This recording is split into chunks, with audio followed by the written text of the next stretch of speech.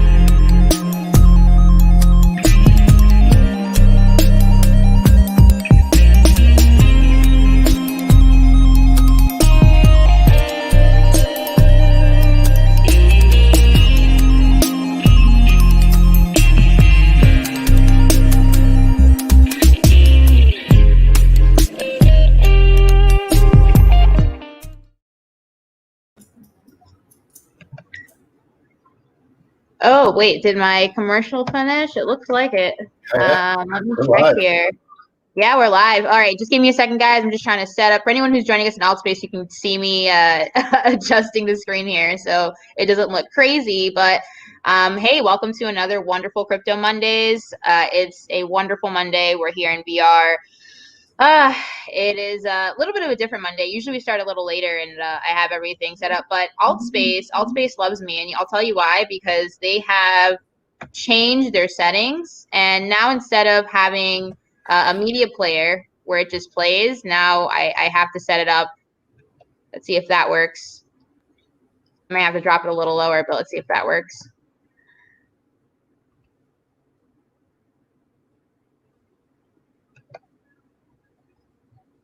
Now you have to put code into the virtual world, which is just absolutely phenomenal.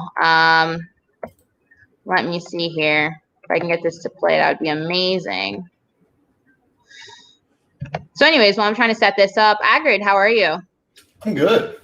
I'll spotlight you while I do this in the background. Give me a second here. Let me spotlight you so you can be the center of attention. Oh, my goodness. You're going to lose a lot of audience members for that. I don't think so. There you go. You see you better. Oh, wait, no. Hello. Hello, world. So, while she's doing that, maybe I could tell you just a moment of introduction. Would that be all right? Oh, I don't hear her voice at all. Well, while she figures that out, just in case somehow something terrible has happened, and I believe I'm live. I haven't used this platform before. So sorry about a little bit of technical wonkiness, but I'm Aggroed. I'm CEO of Splinterlands. Splinterlands is a trading card game, and we're built using the blockchain. And, we really think of ourselves as a gaming company first and a blockchain entity second. So for the blockchain side of things, we really use it as a way to enable a couple features for us. There's the ability to play anytime, the ability to trade anytime, and players can earn every time that they win. And by doing that,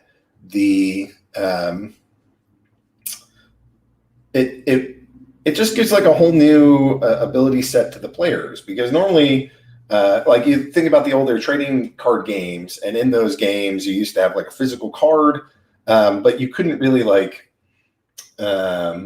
you could trade it, but you could only trade it or play with the game at the time that stores were open, so you were really limited that way. And when the games went digital, that was pretty cool, because now you could play whenever you wanted. But that came with a different set of difficulties, largely in that you no longer had ownership of the cards. Like a lot of these games, they said, okay, if you like you can earn items, but we won't let you trade them for any kind of real world value. And oftentimes, if you tried to trade them for real world value, they would kick you off the platform as quickly as they could. So the last thing that's pretty different is that in Splinterlands, you can earn cards and earn prizes and earn tokens. And those things have real value. And I think that's pretty different. Are you there, my dear? Have I somehow lost you completely? No, I'm here. I'm just trying to get this whole date. It's a nightmare. The way that Altspace kind of updated their file here. You have to put in some JSON code, and if I if I put the code in before the stream start, apparently it doesn't work. So I got it to work now. I hope so, anyways. But what I wanted to ask you while I'm trying to still set this up, because there's some people in Altspace waiting for me, is so like you said, I was asking you earlier regarding Splinterlands being, I guess, the #1 blockchain game. Can you tell me a little bit how you guys have built all that momentum up? Like, I've seen you guys grow from, I don't want to say mediocre game, but a smaller game in the space to basically dominating all across. That's sweet of you to say. That'll keep my ego for a while. Yeah. So when I actually think there's a couple things that have worked out really well in our favor, and most people just thought we were insane when we made the choice to build on Steam, and they were like, "Why are you on Steam?" And there's two Steams. There's the like gaming platform Steam, STEAM, that lots of people know, and then there's the blogging platform STEEM, and we built over there, and people didn't understand it. Like steemit was a blogging platform, Steam was a blockchain, and we figured out how to go build our tools on that blockchain, and people were just confused. Why would you do that? There's Ethereum right over here. There's all this money in Ethereum. Why wouldn't you just build there? And what we saw happening is that with gas fees going up and having lots of transactions that would all require gas, we thought, that seems like a really expensive way to just run a game. And then also just in terms of like number of people, there's lots of people that are invested in Ethereum and like these Ethereum tokens, but there's not a lot of like apps that are there that are really all that heavily used. And so that to me was kind of a warning sign too. So we built over on Steam.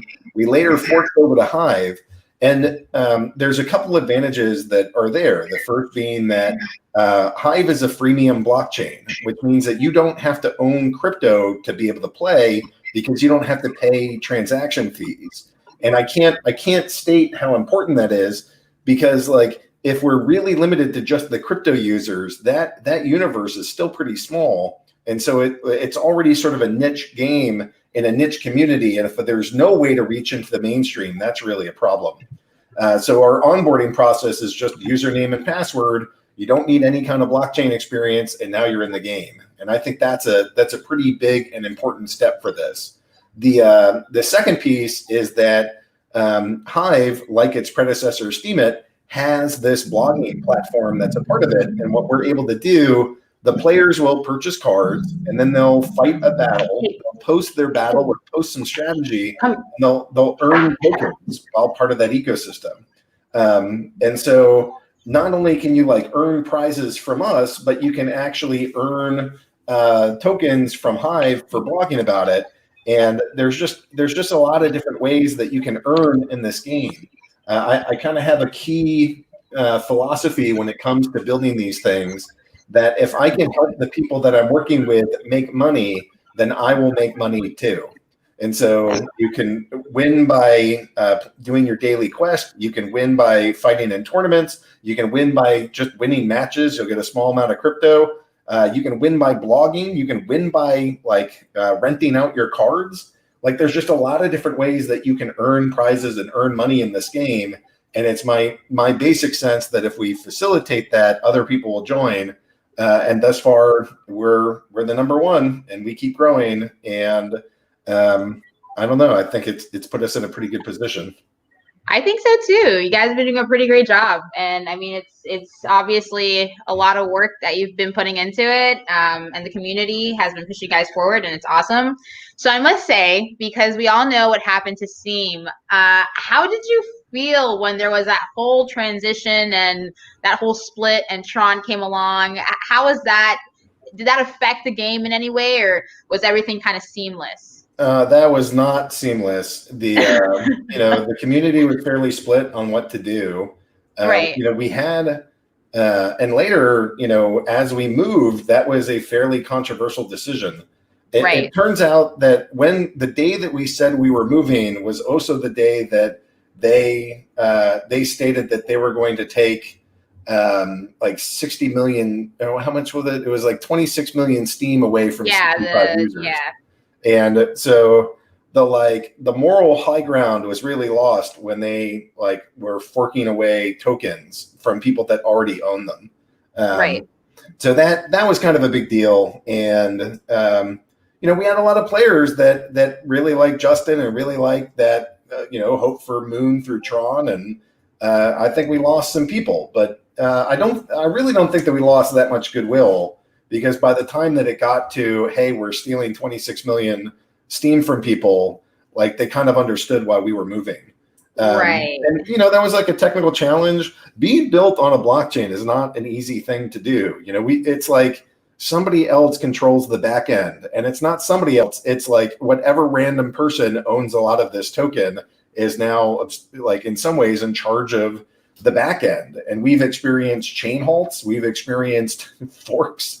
There's a lot of work that just happens to be associated with running a game on a public blockchain that we ourselves don't control. Nobody ever was running a game in Amazon and they're like, DigitalOcean has just taken over your back end. But that's what we faced, and it's tricky. There's a lot of upside to what we're doing and why we're doing it, but we've had a fair number of technical challenges that we've had to overcome while building the product and socializing the game and spreading the game and raising funds and putting out product. There's a lot that goes into this. So, are you guys still doing the little demo cards? I guess that you've passed out at conferences. I've gotten a bunch of those and given them out to people. How's your marketing, I guess, these days with the current Corona status? I mean, hopefully we're getting out of it soon, but yeah, the physical stuff is not really happening anywhere. I mean, I went to an event in Philly that had 15 people at it for blockchain, which even in doldrums of blockchain world, that's pretty slow. So what I'm working on is trying to figure out who's already aggregated an audience, and then how do we tap into it? So there's a couple of companies that I'm working with to go get advertisements on their platforms to their many millions of users. There's a couple that I've identified and started talking with, and I think that'll go. Well, at least one of them I think will go live pretty soon, and it'll be a big deal, and I bet people will hear about it. On the other one, how else are we spreading the game? So one thing that I still have to sign a contract on this, but I think we're going to go put on a virtual convention that's kind of in the blockchain and gaming space. And I'm currently targeting Halloween for the first big one. Halloween, okay. So I think that'll be fun. Get some media people there, get some DeFi people there, get some gaming people there, get some art people there. And I don't know if there's other groups that I really ought to target. But that's, we're the number one game. If you really wanted to, we're really the number one app. I mean, on DApp Radar, Uniswap is listed, but I'm not sure that counts as a DApp. Maybe it does. Is it really? Well, it's listed as a exchange, as a DApp, I guess. Yeah, but I don't know. I don't know what to classify that thing is. Maybe it is. And then Tron Chain, and I just don't trust anything on Tron Chain. And then it's us. And we have 6,300 accounts that were interacting with us yesterday. So it's my thought that we can use our size and use the people here and use some of the relationships that we built over the last 2 years to go put on a heck of a conference and invite our friends and invite, I want to make it free for people to join. And in fact, I'm going to encourage the people that have booths with us to just give away stuff so that people will show up and get some sweet loot and cool. maybe I'll figure be out. looking forward to that.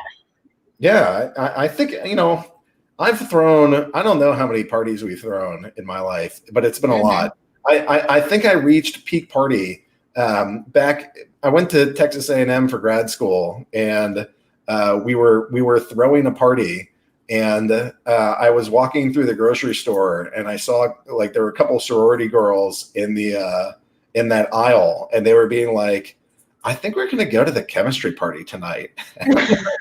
Are you kidding me? That is like peak party. You can't do better than that as like some chemistry nerd. That was sort of the highlight. So I've been throwing parties for 20 years now, and this to me, yes, it's a convention, but we're just throwing a party for the crypto folk, and it should be fun. Did you meet your wife at a party out of curiosity? I met her at a Euro dance party.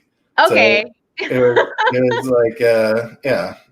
I was like, oh, this is how he gets the ladies. He throws parties. Yep. Yeah, it's a fun route. I mean, what else are you gonna do? You're gonna like online dating is all bots and scammers, and you get into I meet people that tell me that they meet on online dating apps, and I'm like, I don't think that's true. It's just it's all bots and people that are like, give me $200 and I'll send you a picture or something. It's a weird scene as far as it's gotten strange. I can dig that.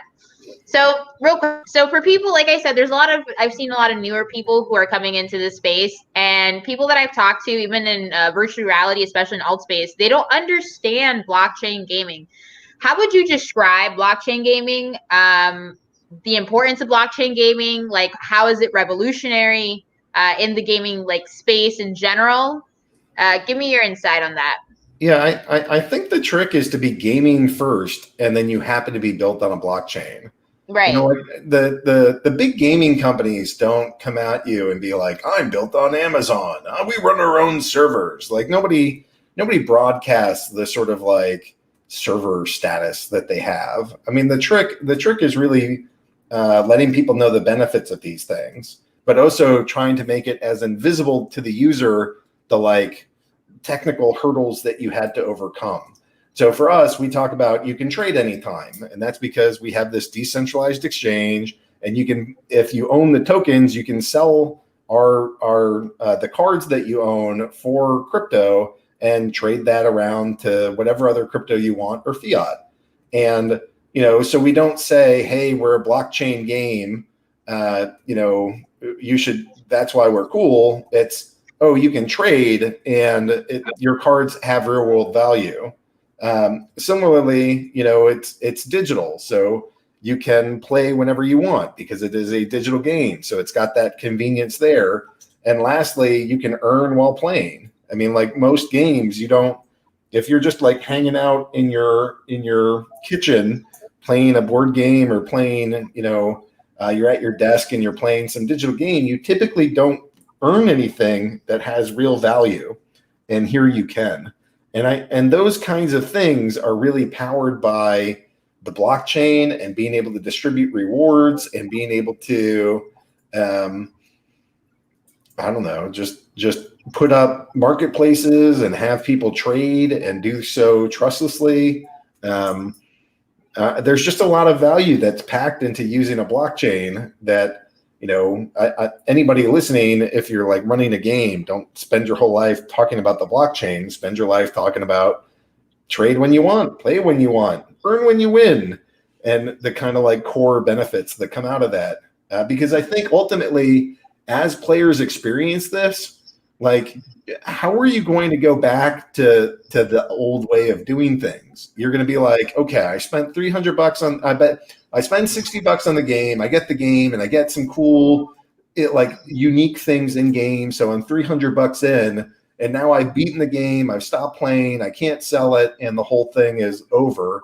You're just out $300. And here you're like, I spent $300. I built my team. I earned a whole bunch of things. I made some friends. I learned how blockchain works. But now I'm getting married and I don't have time to play anymore. So I'm just going to sell my collection. And you realize that it's like $450. And you're like, okay, well, I guess I made $150 playing this game. I'll sell all these assets. And now I also have crypto, and like you move on with your life. But now things are different because you understand crypto, you understand owning assets, you understand digital assets, how they can earn. And it's just there's just like real value there for the time that you're spending in these ecosystems. So when blockchain gaming and like NFT and like having assets came along, I felt like this created an ecosystem that didn't exist before, right? Because you could always sell a console, you could sell a physical game itself, but we're going into like a digital era where not only do we now have cloud gaming like Google Stadia, but people are now just buying games and downloading them onto their consoles. So it kind of takes away from selling the disc or selling a code. You can't really do that anymore. So blockchain gaming is like really interesting to me because, like you said, you can take these assets and resell them, like a gun you had or a card you have, things you've leveled up. It creates an ecosystem that wasn't there before, which I feel like is a big one for people who are getting into the space and are interested in that aspect of, I guess, the business side of gaming. You know what I mean? So I think the regular games are terrified of that. Like, look, if we let these people like suddenly own their game or resell the game, it's going to devastate our sales. We'll all die, and there will be doom and gloom for the entire gaming industry. We have to limit them. We can only enable downloads, and there can't be any secondary market. And I just think that's the totally wrong way to go. And we're a tiny game, and we've been here for 2 years. And like, we might be the biggest thing in crypto, but we're still just a tiny game by AAA standards. But I have some guys that have spent over $30,000 buying cards, and they don't look at $30,000.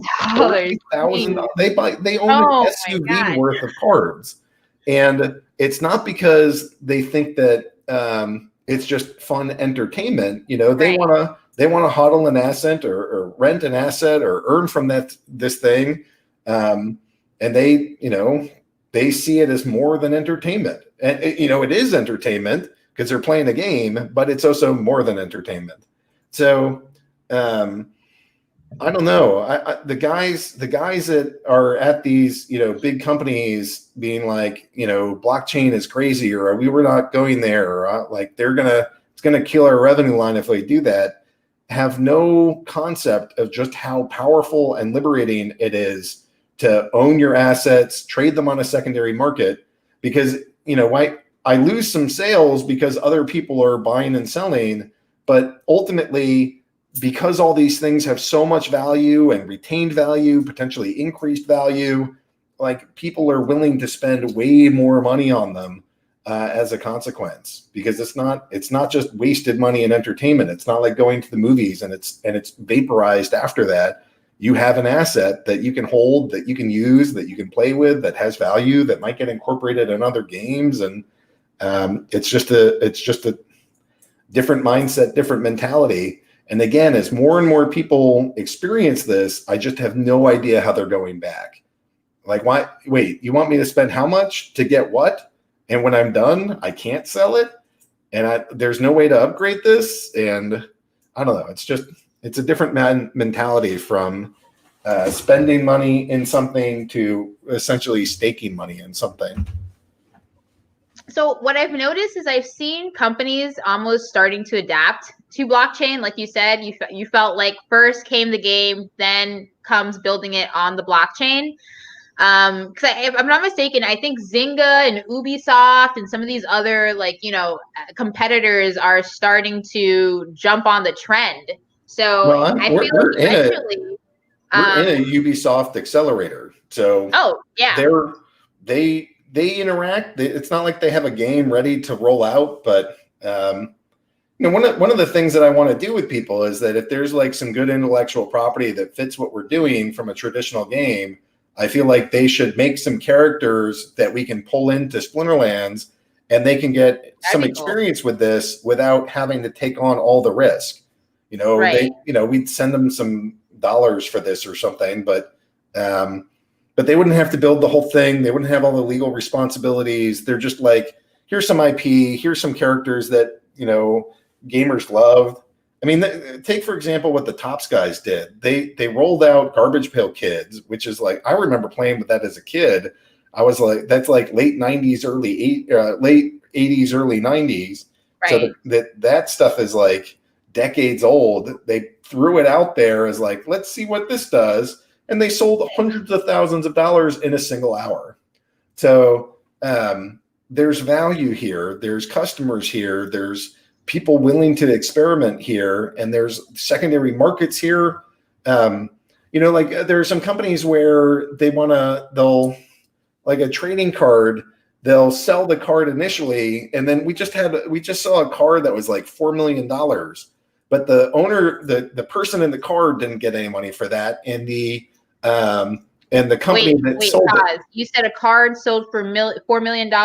Yeah, it wasn't one of ours. It was like an NBA card, I believe. Oh, okay. And that it was like a collector's. Okay. Yeah, some major sports collectible. But keep in mind, when the guy that sold it probably got some skin in the game or something, but like the NBA itself didn't profit from that, and the player that was on the card, to my knowledge, didn't profit from that.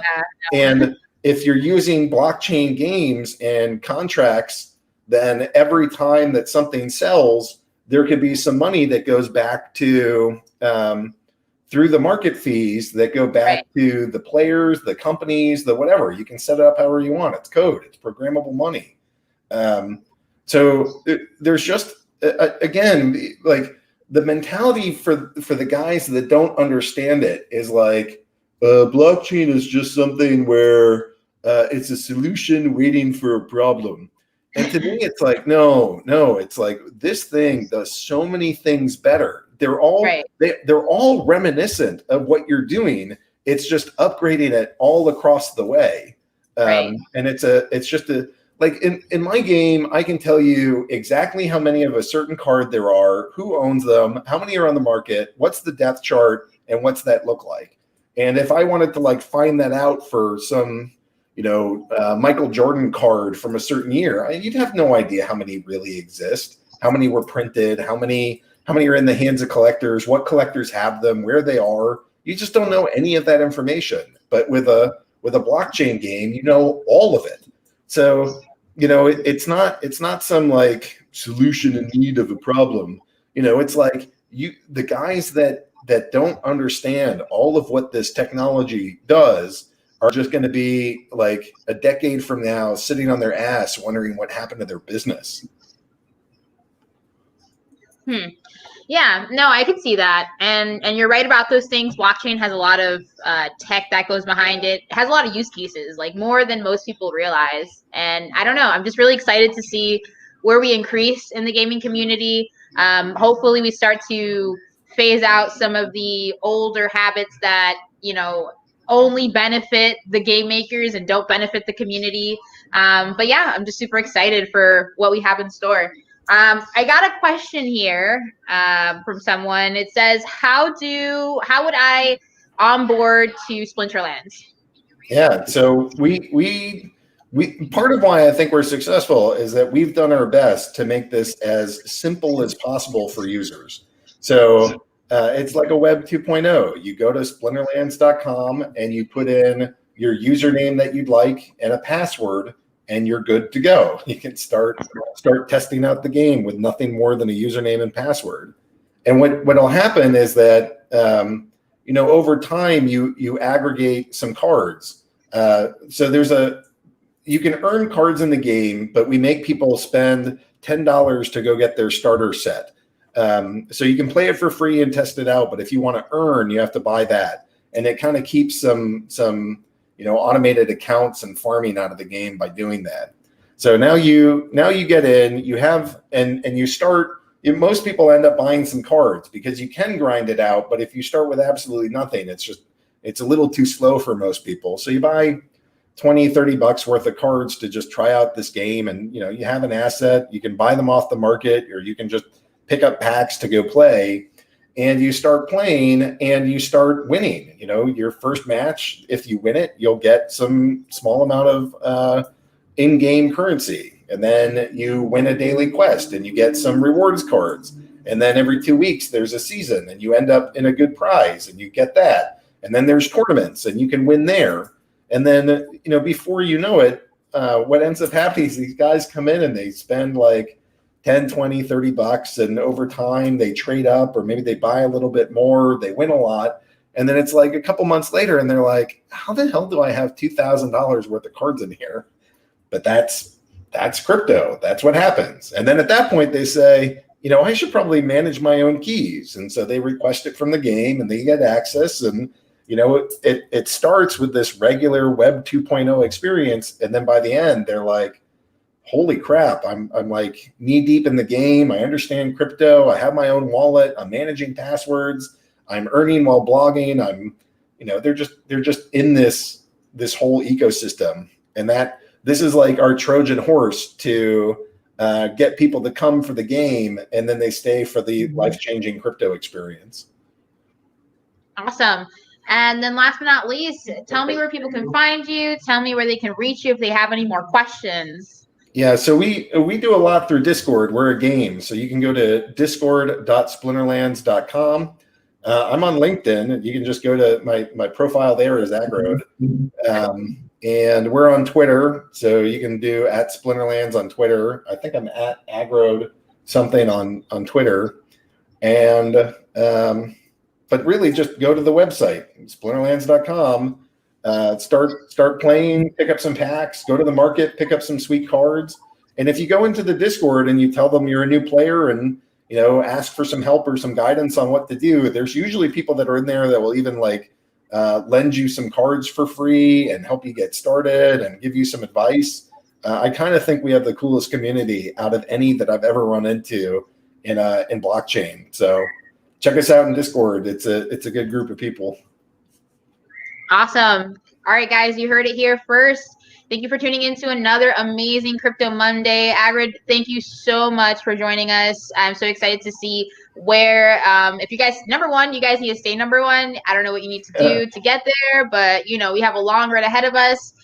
Just keep your head held high. I'm super excited for this revolutionary technology that we have that is invading the gaming space.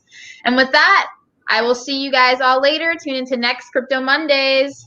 All right. Thanks so much. Good to see you. Bye. Good to see you too. Thanks.